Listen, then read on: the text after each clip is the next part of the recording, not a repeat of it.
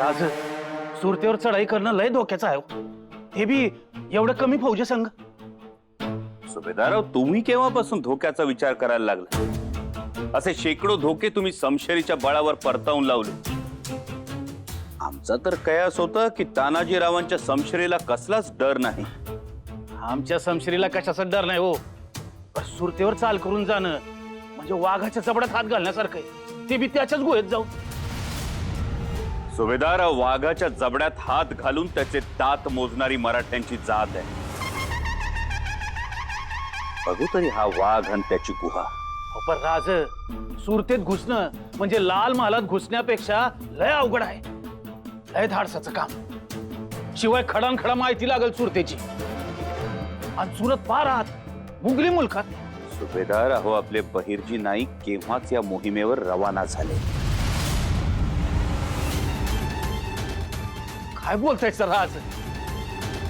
मग आता बहिर्जी काय ना काहीतरी शक्क लढवून काम फत्य करतीलच बघा.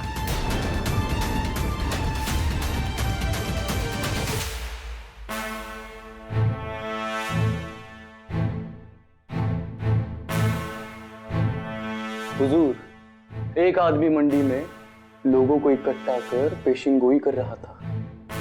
सुना है बहुत पहुंचा हुआ नजमी है, इसीलिए सोचा कि आपकी खिदमत में पेश करूं।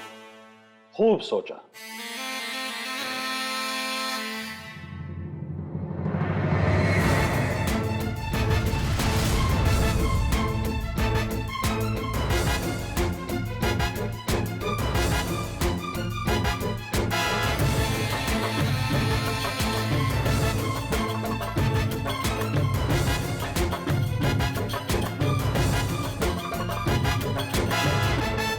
इधर आओ।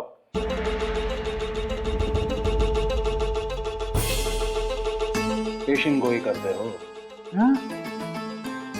वो तुम लोगों में क्या कहते हैं, वो आगे होने वाली बातें? भविष्य। हाँ, वो बताते हो। इस हाथ की लकीरों में क्या दिखता है बताओ।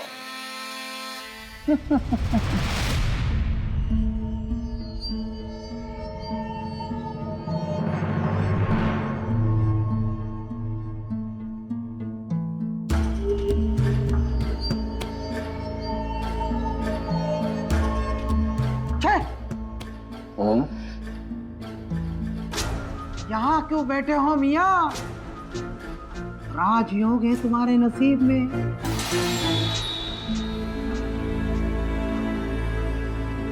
जल्द ही तुम्हारे भाग खुलने वाले हैं। आसमां की बुलंदियों को छूने वाले हो तुम। और तो और पूरे हिंदुस्तान में तुम्हारा नाम होगा।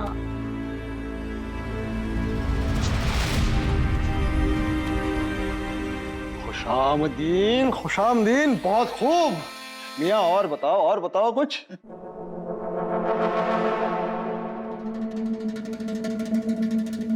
ये क्या है? ये नहीं हो सकता। ये क्या देख रहा हूं मैं? नहीं नहीं नहीं, हे भगवान! क्या हुआ? ये लकीरें तो राजयोग बता रही है, लेकिन ये संकट बयां कर रही है। संकट! जल्दी तुम पे संकट के बादल छाएंगे। किसी और के गुनाह की सजा तुम भुगतोगे। किसी और के गुनाह की नहीं, खुद के गुनाहों की सजा भुगतनी पड़ेगी, ऐसा कहो। मुगलिया खजाने से अशरफिया ऐंठने की सजा, सैनिकों की तनख्वाह खाने की सजा, ज्यादा फौज दिखाकर कम फौज रखने की सजा। खामोश! क्या बके जा रहे हो गुस्ताख? सूरत की हिफाजत हमसे ज्यादा बेहतर कोई नहीं कर सकता। पूरा इंतजाम है यहाँ पे। फर्ज करो अगर हमला हो भी गया किसी का, तो उसका मुकाबला करने का पूरा इंतजाम कर दिया है हमने। बुरहानपुर के सूबेदार से बात हो चुकी है, जरूरत पड़ने पर वो 15,000 फौज भेज देंगे मदद के लिए। शहजादा मुअज्जम को दक्खन का सूबा सौंपा गया है, वो भी तो मदद करेंगे। और तो और शिवा ने अंग्रेजों की वखार लूट ली राजापुर में। वो भी तो गुस्सा है शिवा से, वो भी बदले की राह देख रहे हैं। आ जाएंगे अपनी तोपें और उम्दा बंदूकें लेके। वाह, बहुत बड़ा इंतजाम किया है। वाह।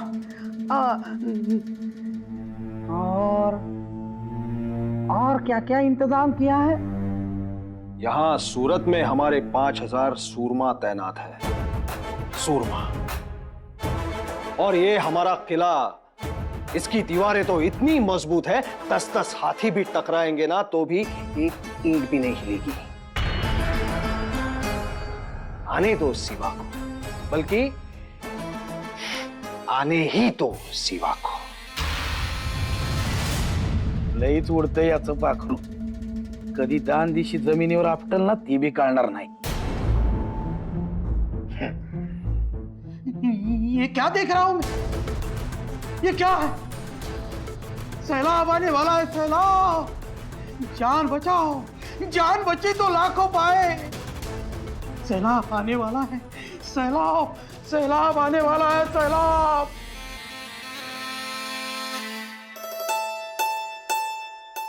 सकवारबाई साहेब, अहो हा योगायोग म्हणावा की तुमचा पायगुण.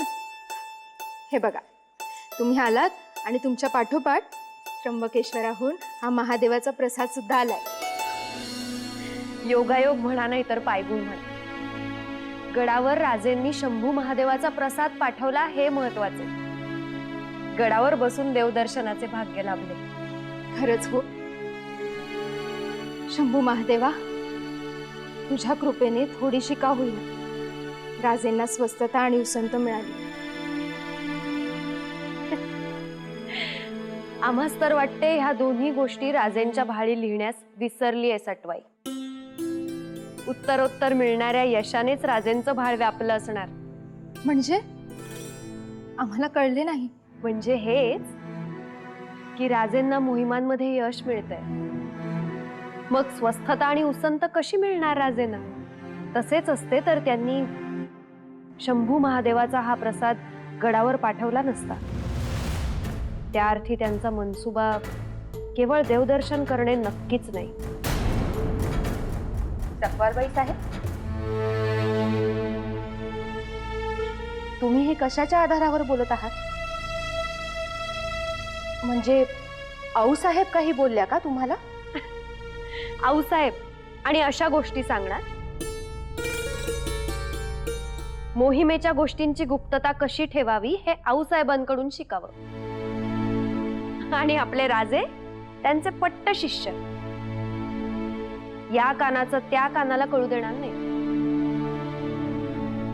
पण आम्ही त्यांच्यात सुनबाई आहोत, या गोष्टीच्या मुळापर्यंत जाणारच.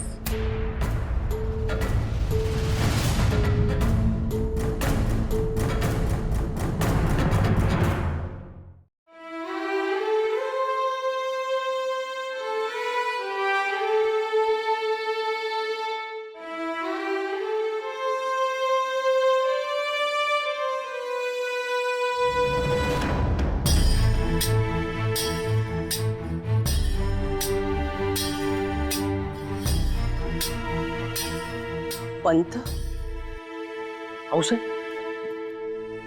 आपली तब्येत बरी नसताना आपण का आलात सदरेवर? अहो, आमच्याकरता निरोप धाडला असता आम्ही आलो असतो. आपण कशा करता दसदी घेतली? पंत, आमच्या तब्येतीस तेव्हाच आराम मिळेल जेव्हा राजे सुखरूप परत येतील. जोपर्यंत आम्ही त्याला प्रत्यक्ष डोळे भरून पाहत नाही तोपर्यंत आमच्या जीवास चैन नाही. साहेब, तीच तर काळजीची गोष्ट आहे. म्हणजे आम्ही समजलो नाही. औसाहेब खरी तर आलाय. राजे औरंगाबादेवर चाल करून जाणार आहे. अहो, हा थेट मृत्यूच्या दाढेत जायचा प्रकार. केवढं मोठं धाडस करतात राजे.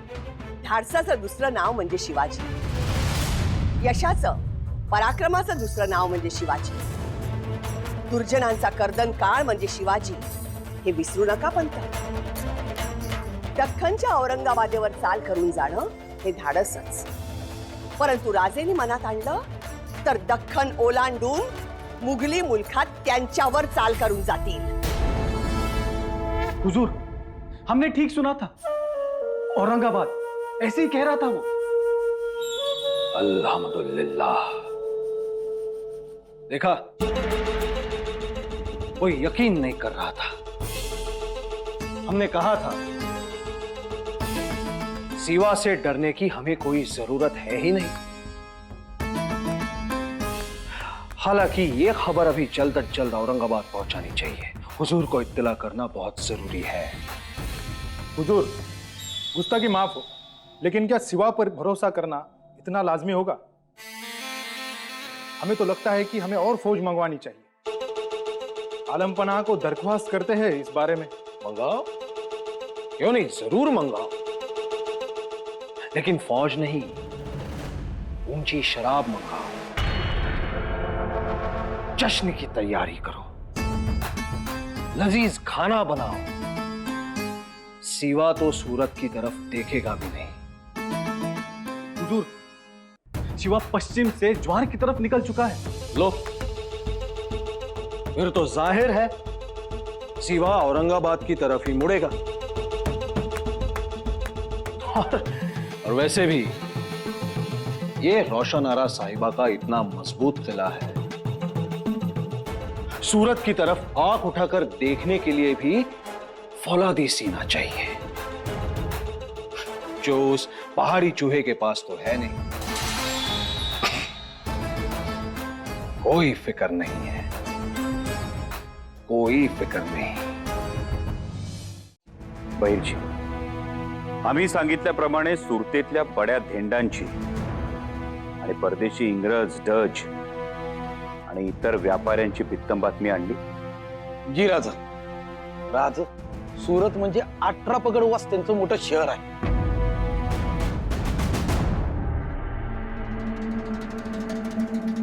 हे सुरत. राज, इथं टोपीकर इंग्रजांची वकार आहे. तोफगोळ्या बंदुका मोफ आहेत त्यांच्याकडे, पण मसाल्याचे पदार्थ बी लय आहेत.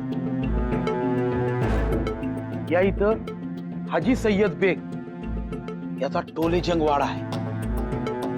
राज, त्याच्याकडे करोडोची संपत्ती आहे, पण समधी हरामाची. या इथं वलंदेजांची कोडबंद वकार आहे. त्यांच्याकडे कापड, चोपड, मसाल्याचे पदार्थ बी आहेत. या इथं बरजी बोहरा या नावाचा व्यापारी लय श्रीमंत व्यापारी आहे. त्याच्याकडे 6 पिप भरतील एवढं जड जवाई आहे. आणि इथून पुढे बड्या बड्या इमारती आहेत, हवेल्या आहेत. त्या समध्या लक्षाधीशांच्या आहेत. एका व्यापाराकडे 8 करोडची संपत्ती आहे. दुसऱ्या व्यापाराकडे 30 पिप भरतील एवढं सोनं आहे. राज, अजून लय बडे बडे व्यापारी आहेत. या इथं मोतीवाला व्यापारी आहे राज.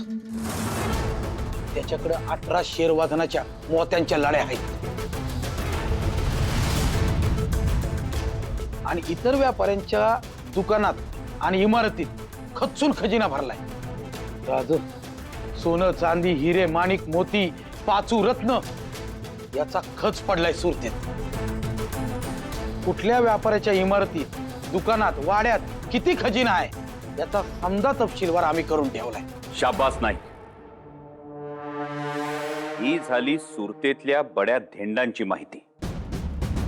नाही, सुरतेला फार मोठा समुद्र किनारा सुद्धा लाभलाय. इथून जगातल्या व्यापाराच्या फार मोठ्या घडामोडी चालतात. सुरतेच्या किनाऱ्यावर परदेशी व्यापाऱ्यांची किती आणि कुठल्या क्षमतेची गलबत नांगर टाकून उभी आहेत की राज. टोपीकर इंग्रज, वलंदेज, युनानी, फ्रान्सिस या फिरंग्याची गलबत ठाण मांडून आहे तिथे. आणि याशिवाय इराणी, तुरानी, हबशी, बोहरी, अरबी, अफगाणी, मोगली, बलुची. राज, हे समदे व्यापारी या समुद्रातून गलबताच्या गलबत भरून दौलत देतात. या परदेशी व्यापाऱ्यांची मोठमोठाली गलबत किनाऱ्यावर नांगर टाकून आहे ती. शिवाय सय्यद शहीद बेग, हाजी कासम, अब्दुल जाफर ही व्यापारी आहेत आणि ही व्यापारी सुरत मधली गब्बर दौलतीचे बादशाह आहेत. तर अशी आहे सुरत. नाईक, आता दाखवून देऊ त्या मुघलशाहीला. लाखोंची फौज आमच्या मराठी मुलखात घुसवून नासाडी केली, त्याचा बदला मराठे कसा घेतात ते. या मुघलशाहीच्या बगल बच्चांना आणि मगरूर सरदारांना दख्खनेतल्या क्रांतीची जरब बसली पाहिजे. पण स्वराज्यातल्या रयतेच्या नुकसानीचं काय? आता बादशाहची सूरत बदसूरत करून ही नुकसान भरपाई करायचीच.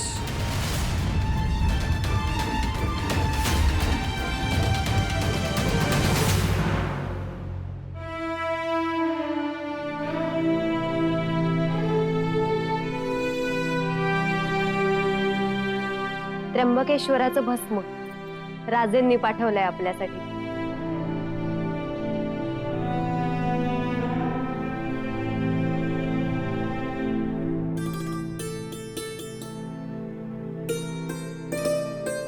शंभू महादेवा, अशीच तुझी कृपा राहू दे रे स्वराज्यावर.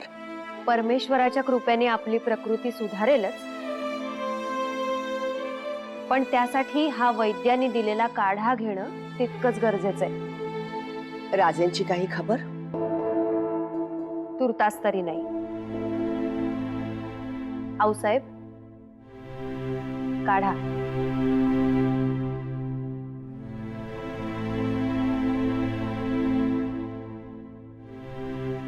आम्ही घेतो. येतो आम्ही.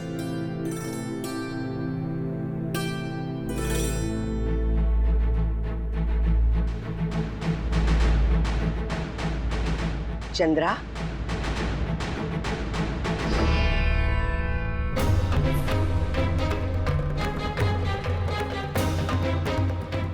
काय खबर?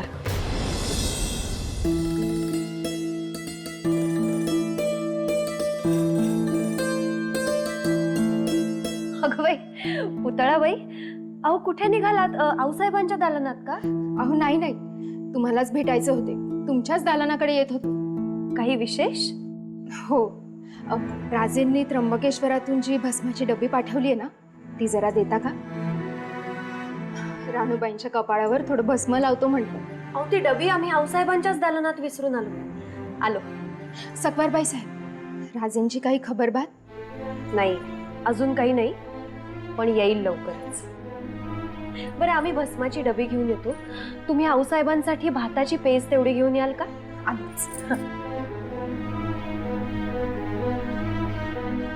राजांनी थेट औरंगाबादेकडे मोहीम वळवल्याची हूल उठवली आणि शेजाद्याचं धाबदन आणलं.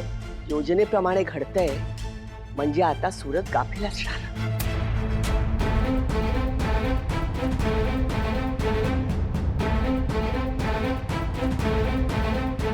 नायकांनी बिनधोक आणि बिनबोबाट हेरगिरी करून सुरतेची खडा माहिती काढली बघा आऊसाहेब. भले शाबाश. राजा आत्ता पौतर जव्हारला पोहोचलं बी असतील बघा.